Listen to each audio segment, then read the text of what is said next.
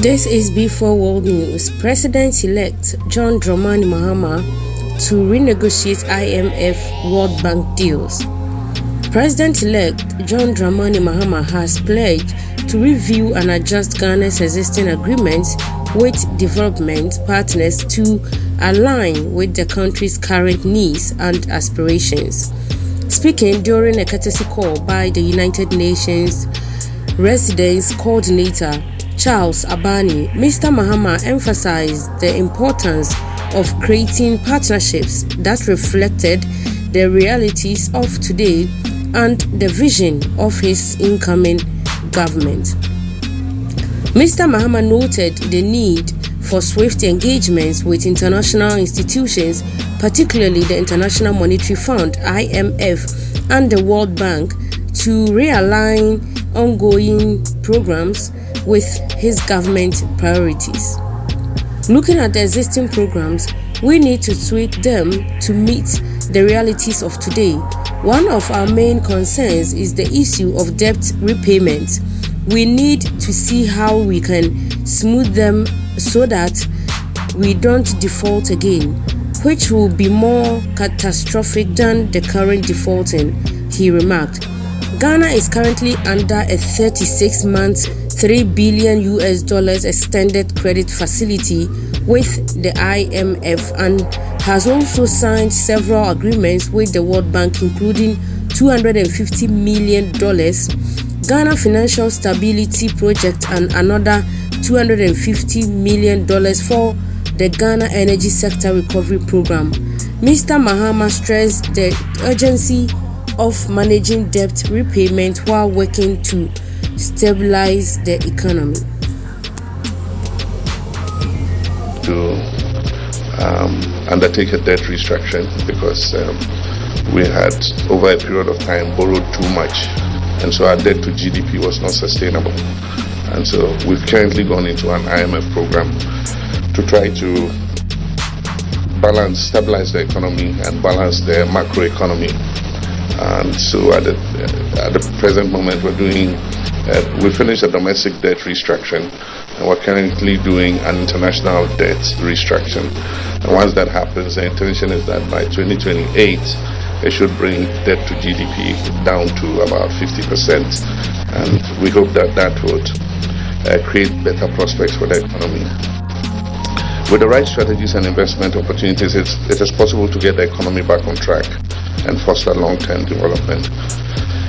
I'll provide you with an overview of the current state of the Ghanaian economy, share my suggestions for revitalizing the economy, and the potential for investment opportunities for businesses interested in Ghana. Currently, we're going through economic challenges: high fiscal deficit, debt burden, high inflation, and a heavy reliance on commodities. And this is threatening our economic stability. The impact of COVID-19, the pandemic, exposed the weak state of our economic foundation, arising from poor economic management even before COVID struck. The government's overspending, taking advantage of the pandemic, resulted in worsening the situation. This was further amplified by reduced revenue. As a middle-income country, revenue is expected to be between 18 and 22%. And I think Ghana was doing about 13 or 14%. And so, under the IMF program, the government has been compelled to put on some more taxes in order to increase revenue. We believe that to get the economy back on track, we must look at diversifying the economy and encourage the development of non-traditional sectors. We relied mainly on some traditional sectors like cocoa. Ghana is the second largest producer of cocoa in the world, and Ghana is currently the largest exporter of gold in Africa. We therefore are vulnerable to shocks anytime there are collapses of global commodity prices. Two, we should enhance infrastructure, investing in critical infrastructure such as power generation, transportation, and telecommunications to backstop and support economic growth. We should improve the governance environment, address corruption, bureaucracy, and inefficiency to create an enabling environment for businesses and attract foreign investments. We must cut red tape and bureaucracy in order to advance in the ease of doing business. We need to look at human capital development, prioritize education, like the Honorable Minister was talking about, healthcare and skills training to build a productive workforce that can meet the demands of a rapidly changing economy. The thing about education is that, like Canada, we were colonized by Britain, and so we inherited the British system of grammar school education and not emphasizing much technical and vocational skills. And so what we're trying to do now is to try and rebalance our educational system by incorporating a high dose of skills and vocational education, so that for those who are not able to advance into tertiary education, they also have the route of going into skills training and technical education. To promote agriculture, enhancing agricultural productivity, value addition, and agribusiness to strengthen food security and export. The investment opportunities in Ghana. First, I'll talk about the energy sector. There's space for investment in power. We've seen a lot of investment in power. When we liberalized the power sector, we allowed independent power producers. And so several companies have invested in setting up generating plants to produce electricity both for Ghana, and there's a potential for exporting to our neighboring countries because we're interconnecting our grids with our neighboring countries. And so for the countries that are power starved, it is possible to evacuate power to supply their needs.